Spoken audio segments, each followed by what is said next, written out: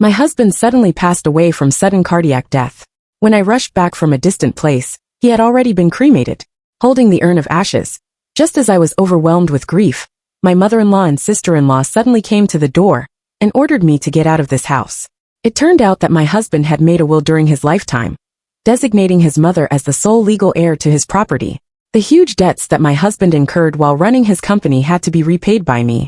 Seeing my pitiful appearance, the creditor grabbed me roughly and said, "If you can't pay off the debt, I'll sell you to northern Myanmar." My death was extremely tragic.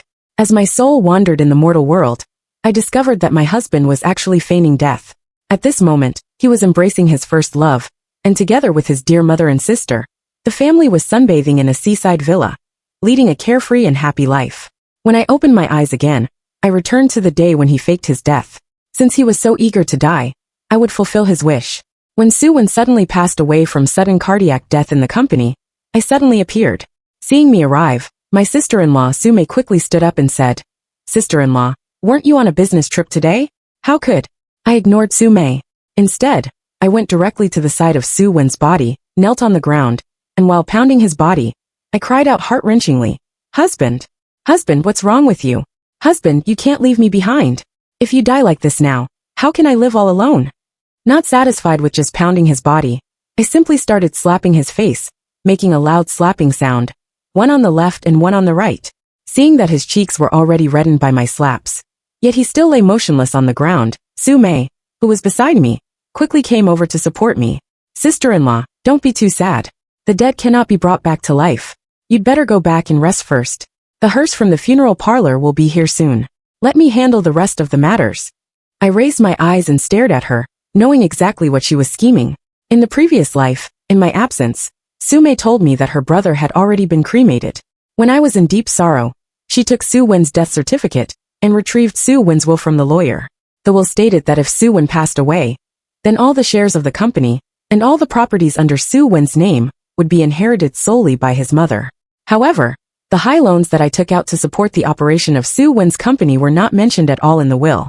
That is to say, after Su Wen's death, I not only had nothing, but also was burdened with tens of millions of debts. Because I couldn't pay off those debts, I was sold to northern Myanmar by the debt collectors. After suffering all kinds of torments, everything on my body that could be sold was brutally removed, and in the end, I died without a proper burial place. Just thinking of these things made my whole body tremble uncontrollably. So I shouted loudly, "No, we can't issue a death certificate. There's something fishy about Su Wen's death. I demand an autopsy. I want to give the deceased justice."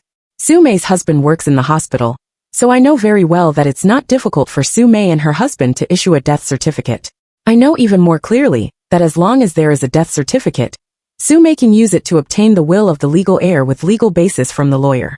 But in that case, I would be just like in the previous life, having no chance at all to turn the situation around. And the only way to prevent the issuance of the death certificate is for me to raise doubts about the cause of Su Wen's death. Without a definite cause of death, even if Su Mei and her husband were the hospital directors, they couldn't issue a death certificate. So I insisted that there was something fishy about Su Wen's death. In the mortuary of the hospital, I said to the police, "My husband has always been in good health. He has a physical examination every year. He had no problems at all. Moreover, he hadn't drunk a single drop of alcohol these days, and hadn't done any strenuous exercise. How could he have suddenly died from sudden cardiac death?" I spoke with strong conviction, and firmly suspected that someone had framed Su Wen. Since he was already dead, I might as well speak frankly. My husband has offended quite a few people in both the legitimate and illegal circles, due to his business in recent years. Actually, this is normal. Which businessman doesn't make enemies? As I spoke, I deliberately glanced at Su Mei and her husband beside me. My husband had assets worth hundreds of millions. There must be many people coveting his wealth. Hearing my words, the couple turned their heads aside guiltily. I looked at the police again. So I strongly demand an autopsy on my husband's body. Whether it's the blood, the internal organs of the body, or even the brain nerves, in short, not a single part should be overlooked. As I spoke, I looked down at Su Wen lying on the stainless steel bed frame and choked. I must find out the truth and clear my husband's name from the unjust accusation. The police nodded. "Since you're so insistent, sign this piece of paper, and then we'll arrange for the forensic doctor to come in." Just as I was about to take the paper, Su Mei suddenly rushed up and snatched the paper from my hand. "An autopsy is absolutely out of the question. I feigned surprise and looked at Su Mei. Xiaomei, don't be like this. I know you're very sad about your brother's passing, but in any case, we can't let him die in vain. Su Mei was extremely anxious. Anyway, no.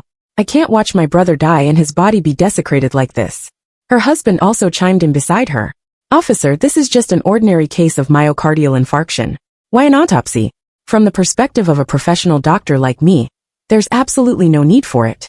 My gaze turned cold. Su Wen is my husband. I have the final say on how to handle his aftermath. As soon as I said this, the couple immediately fell silent. Just then, a voice suddenly came from behind. When I looked back, it was Su Wen's mother.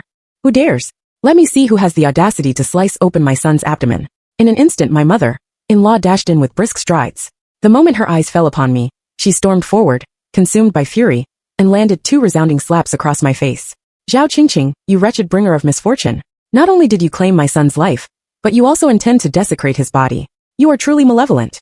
Subsequently, she swiveled towards the police. I am Su Wen's biological mother. I categorically oppose an autopsy on my son. Pointing her finger at me, she snarled through clenched teeth. If you're set on cutting someone open, cut her belly. Back then, she clung to my son, begging for marriage. I could discern at a glance that she was a jinx. Had I been more adamant in opposing their union, my son wouldn't be in this sorry state now. At this juncture, it seemed as though she belatedly recalled her son's passing. She slumped over Su Wen's corpse, her sobs echoing through the room. Witnessing the rather chaotic scene, the young police officer was at a loss. He urged us to deliberate and determine whether to sign for the autopsy. After thwarting this despicable family scheme, I endured my mother-in-law's ceaseless insults with equanimity. By now, I had meticulously mapped out my subsequent course of action. They would not be able to lay claim to a single item that rightfully belonged to me. Departing from the hospital, I promptly made a call. The recipient was an investment bank that had long been eager to acquire the equity of our company. However, as Su Wen deemed their proposed price too meager, he had been engaged in protracted negotiations. In hindsight, Su Wen might well have been plotting to transfer his assets at that time. The investment bank indicated that should they purchase all the shares of our company at present, they could remit 200 million yuan to me. After a moment's reflection, I inquired, if I accept 180 million yuan instead, can you guarantee the funds will reach my account today? Thrilled at the prospect of saving 20 million yuan, the other party readily agreed. Thus, I hastened back to the company, directed the finance department to swiftly prepare the financial statements, and then executed a series of equity transfer notarizations with the arriving staff. In less than 2 hours, 180 million yuan was credited to my account. Subsequently, I reached out to the loan sharks and settled the debt of 80 million yuan, inclusive of principal and interest. Returning home, I was afforded not a moment's respite. All the properties jointly acquired during our marriage were mortgaged to the loan company at a price below market value. Having accomplished these tasks, I exhaled a profound sigh of relief as I beheld the burgeoning figures in my bank text messages. In truth, at this juncture, I could have absconded with the money and indulged in a life of carefree luxury. Nevertheless, an all-consuming hatred for Su Wen seethed within me.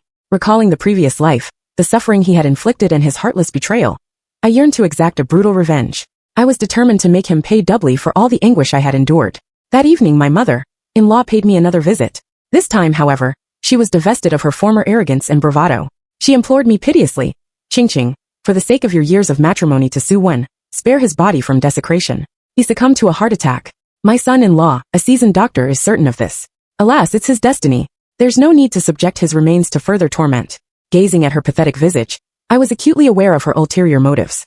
As long as Su Wen's death certificate remained unissued, they could not obtain the will from the lawyer. Although inwardly scoffing, I regarded her mother with outward calm. After all, Su Wen and I were husband and wife. The thought of his suffering pains me deeply. Sensing a softening in my tone, my mother-in-law's eyes sparkled. She seized my hand.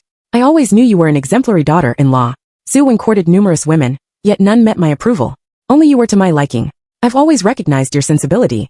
Her repulsive demeanor evoked a wave of nausea within me.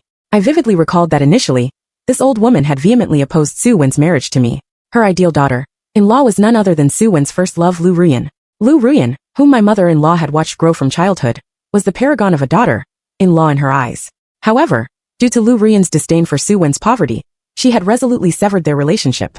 When Su Wen and I began dating, he was a penniless youth. It was only after our marriage, with the support of my family's social connections and my unwavering dedication, that his career finally took off and his business became prosperous.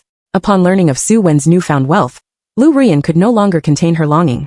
She would frequently seek him out, lamenting her past separation and professing her enduring affection. She even visited my mother-in-law, bearing an array of local delicacies. My mother-in-law, who had long cherished Lu Ruyan, was overjoyed at her return. She began to heap scorn upon me, even suggesting on multiple occasions that Su Wen divorce me. To engineer our separation, the Su family resorted to despicable tactics, driving me to a tragic end. In the previous life, at the seaside villa, Lu Ruyan and the Su family were on amicable terms. Their conversations were crystal clear to me. Su Wen had long harbored the desire to divorce and reunite with Lu Ruyan. However, without this elaborate ruse, I would have claimed half of his company's shares. The debts he had accumulated would have left him destitute. Sipping his wine leisurely, Su Wen remarked, "I married Zhao Qingqing solely for her family's resources. Otherwise, with my good looks, how could I have stooped to marry such an unattractive woman?" The family erupted in laughter. Standing by, my soul was consumed by heartbreak, powerless to intervene. Thankfully, I had been given a second chance. I was determined to make them pay a heavy price for their actions. With these thoughts in mind, I grasped my mother-in-law's hand and smiled. "Mom, I understand your feelings. Since you don't want Su Wen to suffer, we'll forego the autopsy." I nodded earnestly. "Truly, Mom, you are Su Wen's biological mother. As the saying goes, one's body is a gift from one's parents. If you're averse to his undergoing this ordeal, no one should stand in your way." Observing my mother-in-law's elated expression, I paused briefly before continuing. "However, as a daughter-in-law, I have a modest request. Su Wen was after all my husband. May I keep vigil over his body for one night? It would be the final act of devotion as his wife." My request seemed eminently reasonable. My mother-in-law readily agreed, clapping her hands in approval. I returned her smile and added, "Let's do it tonight. Bring his body home, set up a simple mourning hall, and invite relatives and friends to pay their respects." Hearing my proposal, my mother-in-law's countenance darkened, suspecting I might be up to something.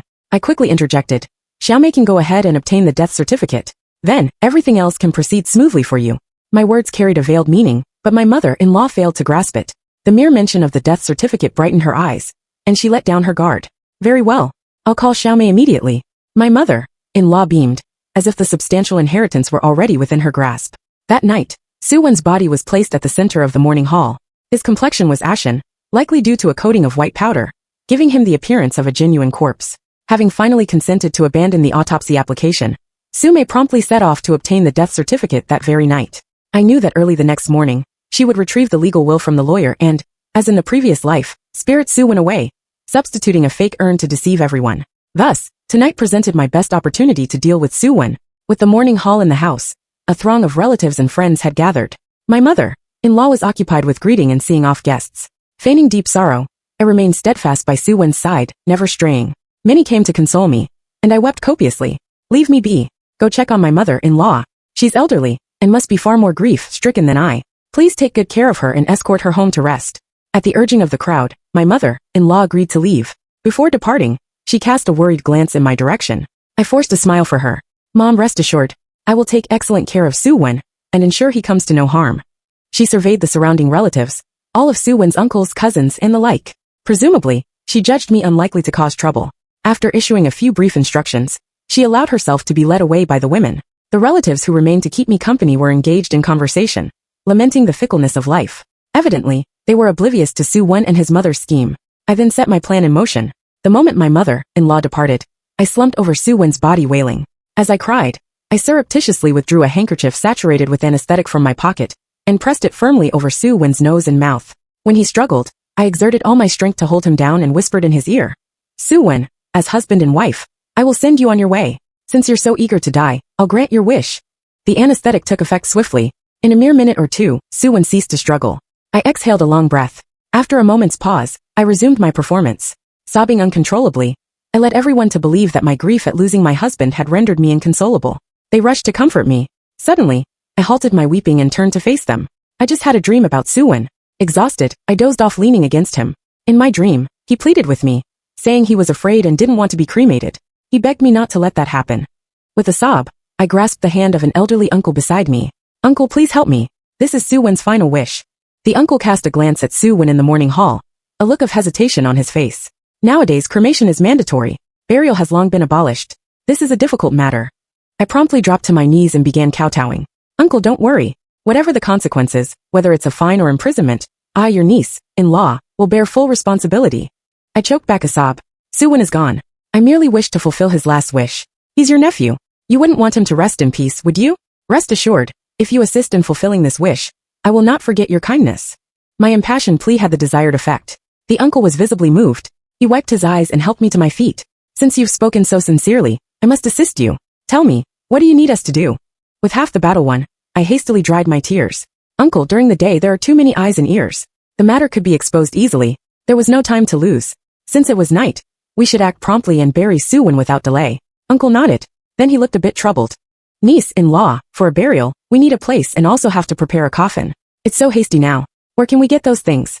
I said. Uncle, I've already made arrangements. As I spoke, I led him to a room. There lay a large pitch-black coffin inside. The material seemed rather good. After I finished dealing with the loan and the company's debts in the afternoon, I passed by a funeral goods store. I happened to see this coffin there.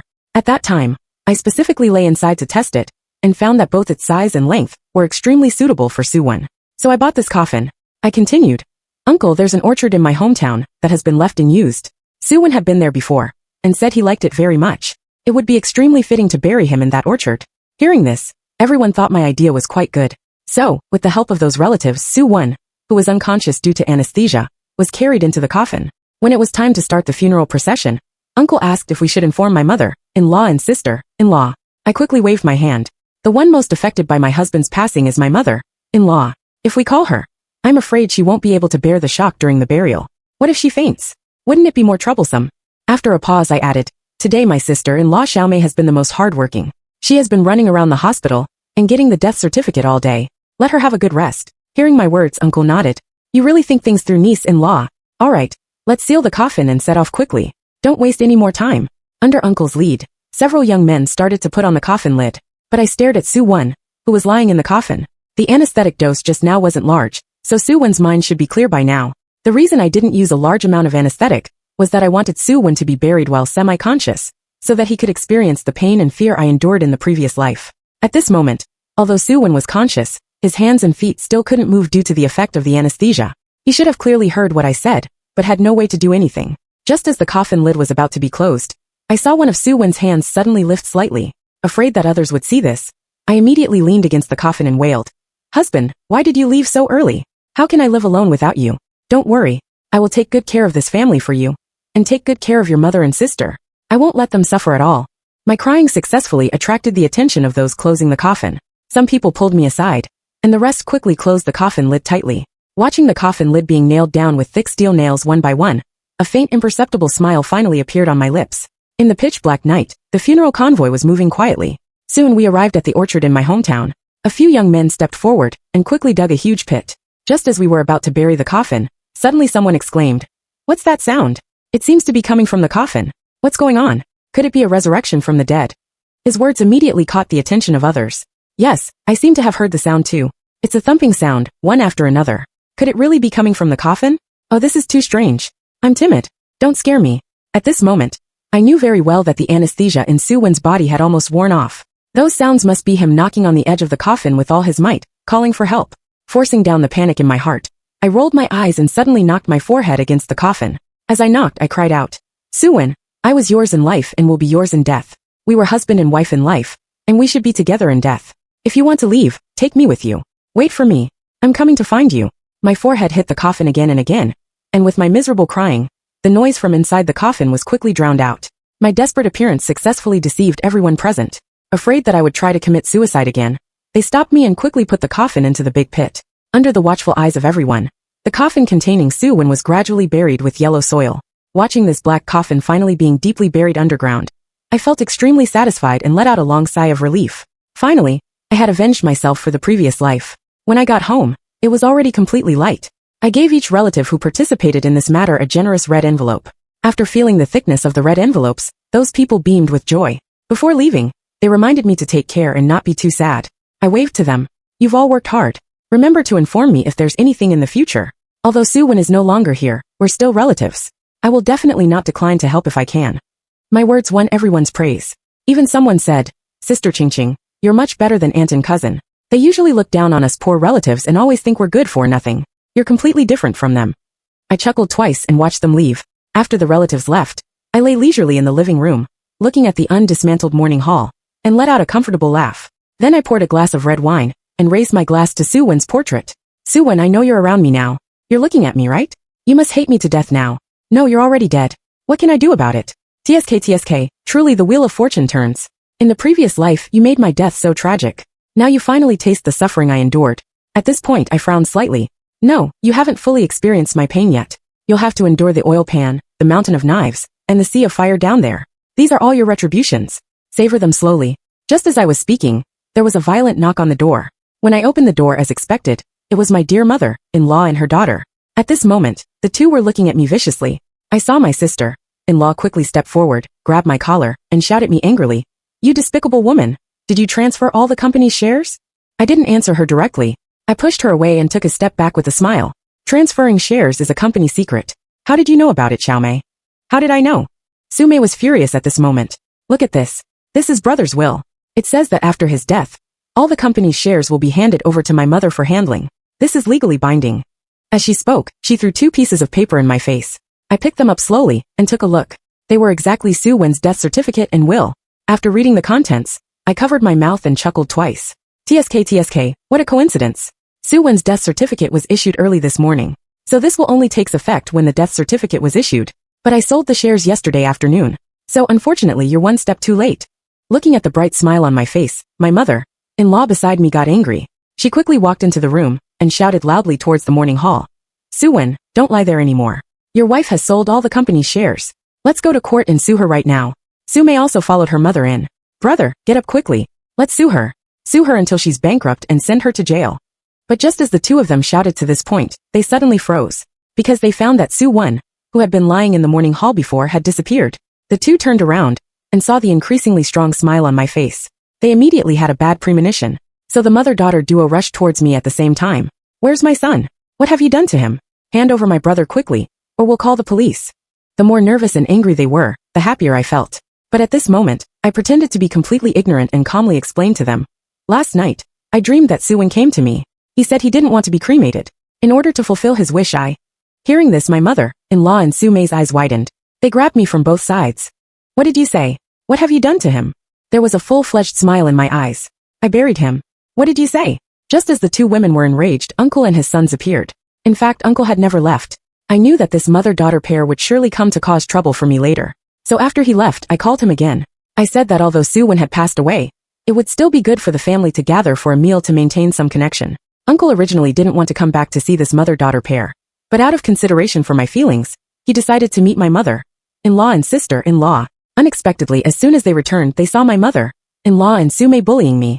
So without hesitation, they quickly stepped forward to protect me. Seeing me being protected by Uncle, my mother-in-law was furious. She pointed at Uncle and said, "You're Su Wen's own uncle. Don't be muddle-headed. Hurry up and make this woman hand over Su Wen." Uncle glared at my mother-in-law. "Sister-in-law, I understand how you feel since your son has died, but can you control your emotions? It was Su Wen who appeared in her dream and said he wanted to be buried. She had no choice. Buried?" My mother-in-law started jumping up and down. "Who wants to be buried? My son isn't dead at all. How could he be buried? Where is he? Hand him over quickly." Hearing this, Uncle was also shocked. He looked back at me blankly, his face full of yihua. Is Su Wen really not dead? Hearing this, I also pretended to be extremely bunkoi. Su Wen isn't dead? How is that possible? You must be crazy. You're definitely lying to me. There was no time to lose. Since it was a matter of life and death, our group quickly went to the orchard where Su Wen was buried. After much effort, the large black coffin finally saw the light of day again. After opening the coffin, as soon as my mother-in-law saw the tragic scene inside, she fainted from shock. Sumei was also trembling all over, frightened by Su Wen's terrifying death appearance. But after she quickly came to her senses, she pointed at me viciously. "Zhao Qingqing, you murderer. You killed my brother. I will make you pay for your crime with blood." My mother-in-law and Sumei called the police, saying that I had buried a living person, which was premeditated murder, and they demanded that the police bring me to justice and sentence me to death. In the face of the police, I seemed very calm. I said that I had no idea Su Wen was still alive. It was Sumei who firmly claimed that my husband had died, and her doctor husband had also confirmed it. I was just an ordinary woman. I could only do as they said. As I said these words, I also started to choke up. I've been married to my husband for so many years, and our relationship has always been very good. We've never even spoken harsh words to each other. The employees of our company can testify. So how could I bury him with my own hands? At this point, I cried more and more sadly, while my mother-in-law and Sumei beside me looked at me hatefully. They said to the police, "Officer, don't listen to her. This woman is extremely vicious. She sold all the shares of the company behind Su Wen's back. She's transferring property. You mustn't let her go." I wiped my tears. Su Wen and I are the legal co-owners of the company. Moreover, Su Wen had been negotiating with that investment bank about the acquisition of the company's shares for a long time. It just so happened that at that time, the other party agreed to the amount we proposed. How can this be considered me transferring property? Seeing that the police didn't quite believe it, I quickly took out all the project documents of the previous cooperation with the investment bank and showed them to the police. There were indeed various documents and agreements signed by Sue Wen on them. I won this round, but my mother-in-law and Sue Mei didn't accept it. They said that even if the sale of the company's shares was a legal operation, it couldn't cover up the fact that I had murdered my husband. My mother-in-law pointed at me. This woman has an extremely vicious heart. She knew from the beginning that Sue Wen wasn't dead. She pretended to be ignorant on purpose to kill my son and get all his property. She's so shameless. Officer, you must uphold justice for me. I looked up at my mother-in-law with tears in my eyes. Mother-in-law, how can you say such things? You're framing an innocent person. In fact, I've always had doubts about Sue Wen's death. When I proposed an autopsy, who was trying every means to stop it? If you had agreed to let the forensic doctor conduct an autopsy, could the forensic doctor not have discovered that Sue Wen was faking his death? My words stunned my mother-in-law. She blinked her eyes, not knowing how to respond.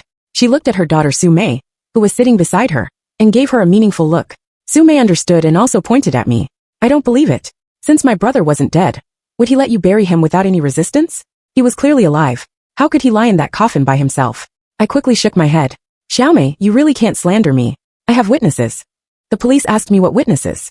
I said Sue Wen's uncle and those relatives could testify. Next, Sue Wen's uncle and his sons were also summoned by the police.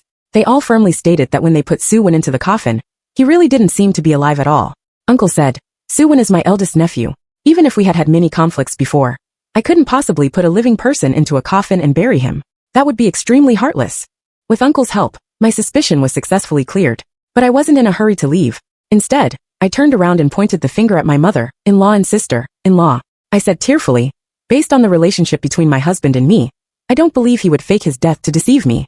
So now it's time for me to seek justice for him. Hearing my words, my mother-in-law and Sue Mei were shocked. What do you want to do? I snorted and looked at the mother-daughter pair with hateful eyes. In fact, when Sue Wen was alive, he reminded me to be careful of his mother and sister. He said you would do anything for money. Now it seems that everything he said was true. It's just that I was too soft-hearted towards you before and didn't believe that you would really do such heartless things for money. You're talking nonsense. My mother-in-law shouted. I sneered. Am I talking nonsense? If it weren't for you getting Sue Wen's death certificate, how could I have buried my husband? As I spoke, I took out the death certificate. Officers, look. I buried my husband after the death certificate was issued. Without this, how could I have thought my husband was no longer alive? Then I suddenly stared at the death certificate. Officers, look at the issuer of this death certificate. It's Sue Mei's doctor husband. That is to say, my husband's death was a complete hoax. And at that moment, it seemed that I understood something. Sue Mei's husband is the director of the anesthesia department in the hospital. He must have done something to my husband's body. So although my husband was still alive, I thought he was dead. After saying these words, I suddenly rushed towards Sue Mei and started beating her frantically with all my might. You despicable woman. How could you bear to kill your own brother? If it weren't for you, how could I have buried my husband with my own hands? Give my husband back his life. My plan was well thought out and seamless. Soon, Sue Mei and her husband were Xingshi as suspects in the murder of Sue Wen.